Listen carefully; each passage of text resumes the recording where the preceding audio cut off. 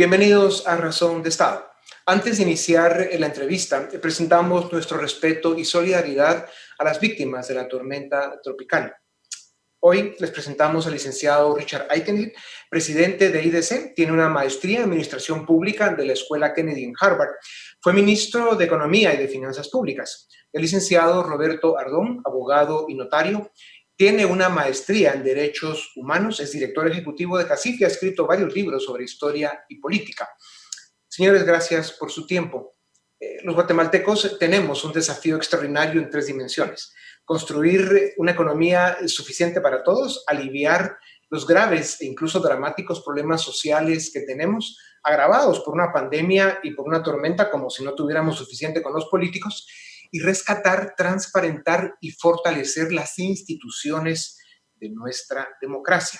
No tenemos la opción ni el tiempo para reformar el Estado y después desarrollar la economía. Pero si no tenemos instituciones garantes de un Estado funcional, si no tenemos un Estado de derecho inquebrantable y una democracia republicana de instituciones sólidas, es muy difícil que la economía funcione, avance y ofrezca oportunidades para todos.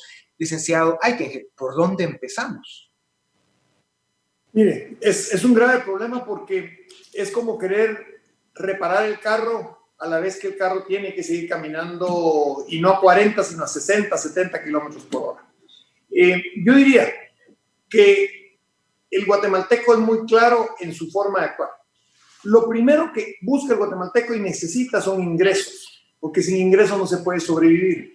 Y fue clara la respuesta del guatemalteco, que no tenía la opción de quedarse en casa inmovilizado por una larga temporada cuando fue la pandemia, y tuvo que salir y seguir trabajando. Y eso causó riesgo, pero nos permite que nuestra economía en general está mucho mejor que el resto centroamericano, porque no nos sentamos, sino mantuvimos la actividad y con bastante cuidado para algunos y un poco irresponsablemente con otros. Lo segundo, se necesita avanzar en los servicios públicos, pero hay 2 desafíos ahí. Un desafío es la urbanización.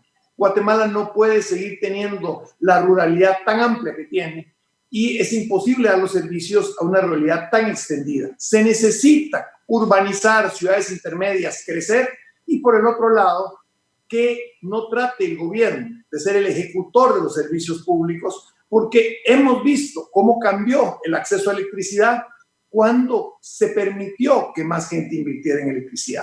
Y el problema que hay en electricidad todavía se llama alumbrado público. Esa tarifa es la que deberían de cambiar. Lo demás camina bastante bien. Entonces, es el segundo. Y el tercero, como bien se sabe, es la reforma del Estado.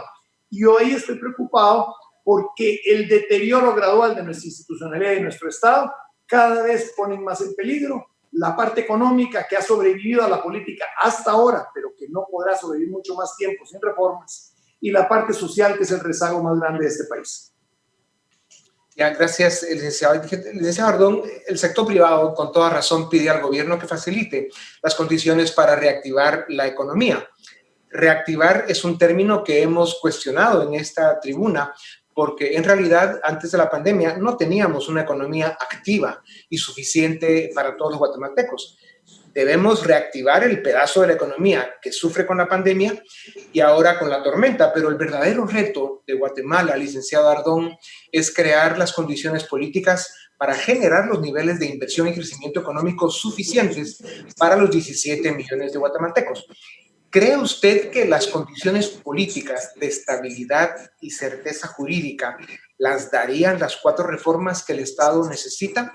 Justicia, ley electoral, servicio civil y administración pública, a las cuales se debieran sumar una serie de políticas públicas de orden fiscal, infraestructura, legislación laboral y financiera, la integración económica de Centroamérica y otras. ¿Es esta la magnitud del esfuerzo que las circunstancias exigen? Sí, Dionisio, muchas gracias y buenas noches. Primero, decirle que cuando hay sociedades que operan bajo inercia, es decir, que dejan de tomar decisiones, son sociedades invitadas a envejecer. Y cuando las sociedades envejecen, las instituciones se debilitan.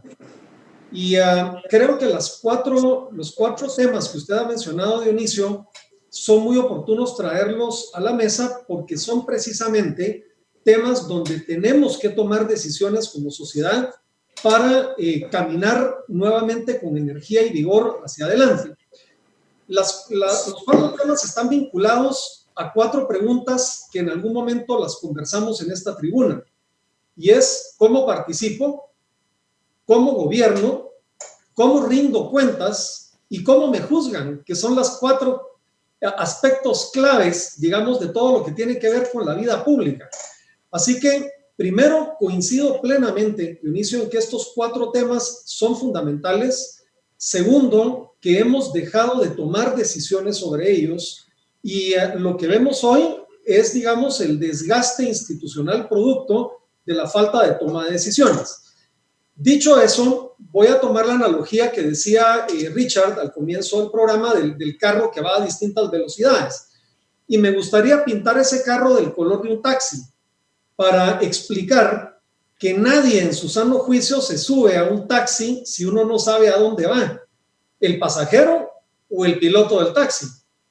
Y esto es lo que yo creo que tenemos que hacer con estos 4 grandes macrotemas que se han mencionado hoy acá. Tenemos que tener un consenso claro sobre cuáles son las reformas y a dónde debemos dirigirnos en esos 4 grandes temas que son centrales para la vida de un Estado. Parte, digamos, de la angustia existencial es que unos hablan de que hay que reformar, pero no saben a dónde quieren ir, y los otros dicen que no hay que reformar, que hay que seguirnos hundiendo. Y me parece que ninguna de las 2 actitudes es la actitud correcta. Así que sí creo que es muy importante. Esto es lo que provee la estabilidad, el fundamento, la base para una economía que pueda realmente crecer y desarrollarse de manera sostenible. Licenciado, hay que, cabamente hablando de ese desarrollo sostenido que menciona el licenciado Ardón, el Fondo Monetario Internacional, y usted ya lo comentó, afirmó que en términos comparados, Guatemala sufrió una caída económica menos grave que las de los vecinos. Sin embargo, el gasto y la deuda pública han aumentado de forma exponencial para hacer frente a la pandemia. El Estado guatemalteco no está diseñado ni preparado para usar los fondos públicos de forma eficiente y transparente. Entonces, malgastamos los escasos recursos y el nivel de deuda pública se hace inmanejable y peligroso para las finanzas públicas. ¿Cómo se diseña un Estado capaz y funcional que resuelve los problemas de la nación y de la democracia? ¿Y cómo se logra el equilibrio entre deuda pública, presupuestos responsables y una estabilidad macroeconómica que promueva la inversión y el crecimiento económico? Gracias, Dionisio. Yo creo que en general Guatemala tiene una larga historia de un orden muy aceptable macroeconómico, que quizás su único punto débil es del lado de la baja recaudación y del lado del mal uso del gasto público. Pero macroeconómicamente el país ha estado bien, y uno normalmente trata de tener sus finanzas sanas para que cuando viene una crisis como esta, uno la pueda aprovechar, poder endeudarse temporalmente para resolver la crisis. Y yo creo que lo que el gobierno tiene que hacer es pocas iniciativas transparentes, donde el gobierno dé los recursos, pero que no trate dentro de una institucionalidad que es poco transparente, con mucha oscuridad, con intereses creados, repartirla, porque entonces los recursos sí se gastan, pero no llegan a los beneficiarios. Entonces tenemos que aprender menos programas, más focalizados. Y esa es la parte de alivio de la crisis. Pero la otra parte de la crisis es la inversión, que son 2 inversiones. La inversión en bienes públicos, que es infraestructura, que no puede hacerse con los escasos recursos del gobierno, que tiene que hacerse con inversión internacional, con financiamientos de largo plazo, pero transparentes. Y se tiene que reformar la ley de infraestructura vial. Sin eso estamos perdidos. Y la tercera es aprovechar la gran oportunidad de empleo, de desarrollo que tiene el que Estados Unidos esté cambiando su visión hacia buscar suministros en América Latina para sustituir parte de su dependencia con China. Si no aprovechamos eso, los centroamericanos y en particular los guatemaltecos, estamos perdidos. Necesitamos subsidio en la parte social, necesitamos infraestructura transparente y necesitamos inversión privada, nacional y extranjera para crear trabajo, empleo y desarrollo incluso de las MIPYMES de una manera acelerada. Ya. Dice, hay que con una frase breve, porque la idea es escuchar su respuesta espontánea. ¿Deberíamos alarmarnos por el crecimiento de la deuda pública en 2020 y un presupuesto excesivo para el 2021? No, en este momento. Lo que tendríamos que preocuparnos es si malgastan esta oportunidad que tienen de unos recursos adicionales. Pero lo que sí no puede ser es que a partir del 21 nosotros no tengamos esquemas que permitan mejores ingresos y menos gasto público no controlado que estamos teniendo. O sea, a mí no me preocupa tanto ahorita la subida de la deuda como el mal uso de los recursos. Licenciado Ordón, si reconocemos que el crecimiento robusto y suficiente de la economía depende de la existencia de una democracia, de instituciones, de un Estado de Derecho, pero ni nuestra democracia se caracteriza por tener instituciones fuertes e independientes, ni el sistema de justicia hace brillar al Estado de Derecho. ¿Por qué el sector privado no ejerce un liderazgo más activo para que Guatemala limpie y fortalezca sus instituciones? ¿Por qué el sector empresarial no tiene una posición pública más beligerante para promover las 4 reformas que el Estado necesita? ¿Están de acuerdo en que hay que hacerlas y que deben ser reformas transparentes y modernizadoras, aunque falte diseñarlas en detalle? Dionisio, primero es importante decir que la ha tenido una posición en la que ha propuesto sobre cada uno de los 4 puntos que usted ha mencionado recomendaciones específicas de cómo avanzar en la dirección correcta. Lo que hay que decir es que este no es un asunto únicamente del sector privado, sino, como se ha dicho desde esta misma tribuna, la necesidad de consensos de las élites de este país, que son las que pueden realmente hacer los cambios. Así que mi primera afirmación es sobre los 4 puntos. Hay propuestas específicas que se han ido debatiendo en los distintos foros. Lo segundo es, todo esto pasa por el mundo de la política, porque al final todo lo que estamos platicando aquí son tomas de decisiones, y las tomas de decisiones pasan por los centros de decisión, que son fundamentalmente los ámbitos de la política. Y es ahí donde probablemente se debe hacer un esfuerzo mucho más renovado para lograr que se tomen las decisiones necesarias. Le pongo 2 ejemplos, Dionisio. La primera, nosotros en materia de reactivación económica presentamos una serie de propuestas al Congreso de la República, el Ejecutivo. Todavía no se han tomado ninguna decisión a nivel del Congreso de las propuestas que están planteadas ahí, a pesar, digamos, de las grandes necesidades y carencias que tiene el país. Estamos perdiendo tiempo clave en tomar decisiones correctas respecto puntualmente de los efectos de la pandemia. El segundo ejemplo que le quiero traer a colación es el tema del presupuesto, porque vamos a ver, hablar de reformar las finanzas está bien, pero demos el primer paso, y ese primer paso se va a tomar en los próximos días, que es cuando se aprueba el presupuesto. Si vamos a seguir haciendo las mismas cosas, los resultados vamos a tener. Nosotros hemos insistido en 3 reglas que deben discutirse ahorita en el Congreso y que se muestre decisión sobre eso, que es prioridad del gasto para aquellos rubros que son fundamentales, el respeto a las normas presupuestarias que no se han respetado. Hoy debería ser un momento en el que con mayor razón deberían respetarse. Y la tercera es, si va a haber gasto público, cuáles son los mecanismos de control que van a haber sobre cada uno de ellos. Hablar de construir puentes es buenísimo, pero si no hay mecanismos de control para que estos sean ejecutados de manera transparente y eficaz, de nada sirve poner un renglón de gastos de inversión.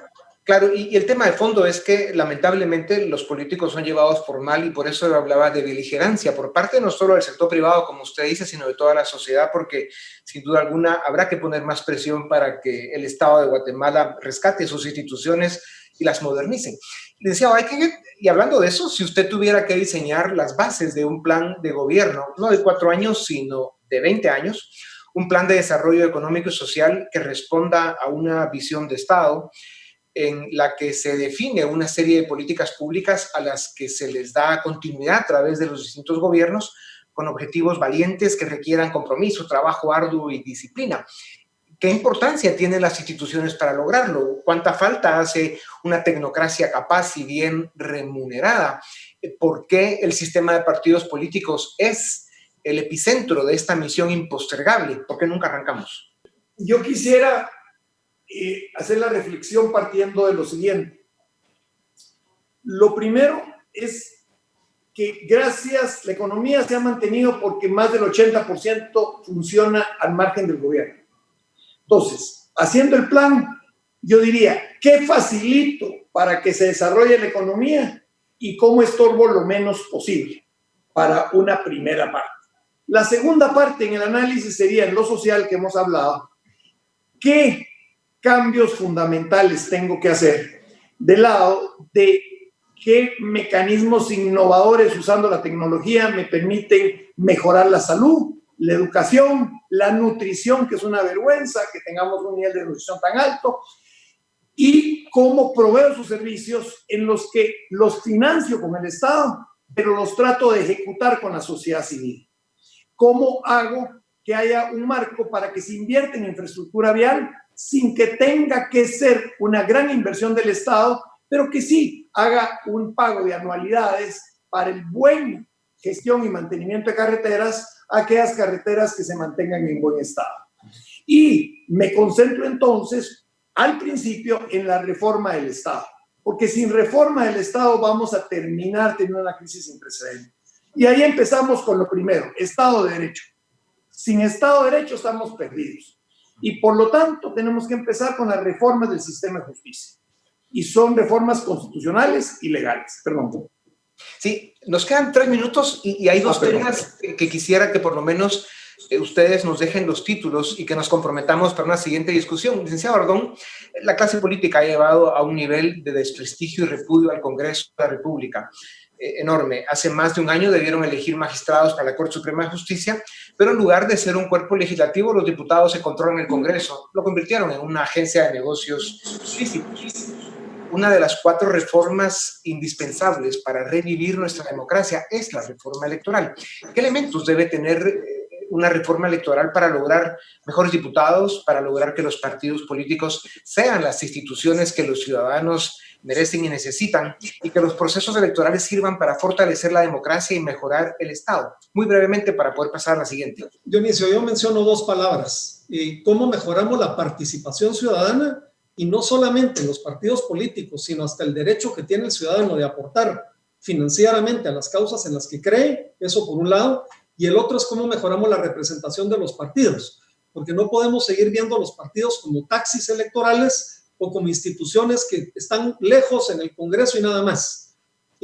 Hay propuestas que se han puesto sobre la mesa para mejorar la participación y la representación. En este último solo pongo un ejemplo muy concreto: permitir que el ciudadano pueda votar por la persona y no por listados. Permitiría mejorar la representatividad que tiene el diputado que llega al Congreso de la República. Así que yo me quedaría con esos 2 títulos de inicio.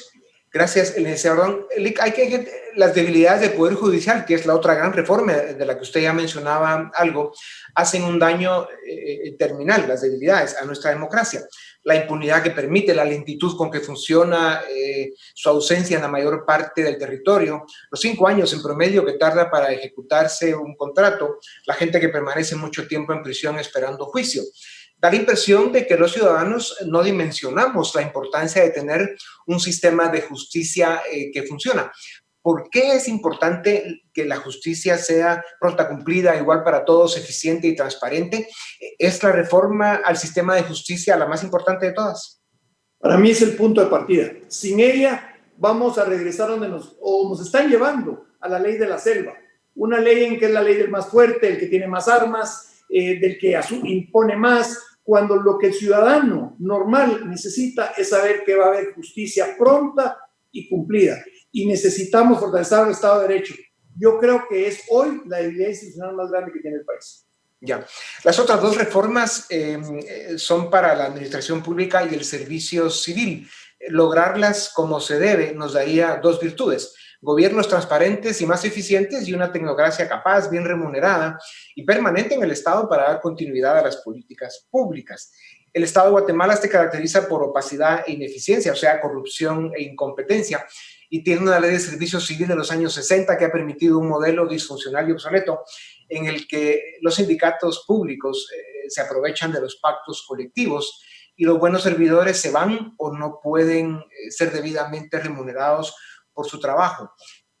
Queremos quedar con ustedes para que en nuestra próxima entrevista nos hablen de los elementos que deben tener las reformas a la administración pública y al sistema de servicio civil. Pero en un comentario para terminar, ¿qué dirían ustedes dos con una frase cada uno que tienen como importancia las 4 reformas que pudimos comentar brevemente hoy? Lic Ayten, el primero, muy brevemente. El barco se le está entrando el agua y si no actuamos rápido con esas 4 reformas, va a tener tanta agua el barco que va a ser muy difícil que pueda seguir sosteniéndose y no pierda el equilibrio. Licenciado Ardón.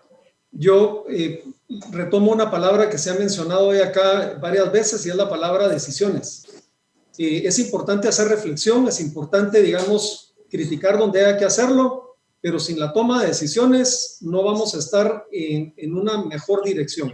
Así que creo que hay una gran responsabilidad de quienes tienen justamente la capacidad de tomar esas decisiones. Ya. Pues muchas gracias. El día que los ciudadanos, en especial las élites, comprendamos que el éxito de las naciones depende de la fuerza, la independencia y la eficacia de sus instituciones, ese día cambiaremos la historia de nuestro país. Señores, gracias por su visión, sus ideas y sus aportes. Esto es Razón de Estado.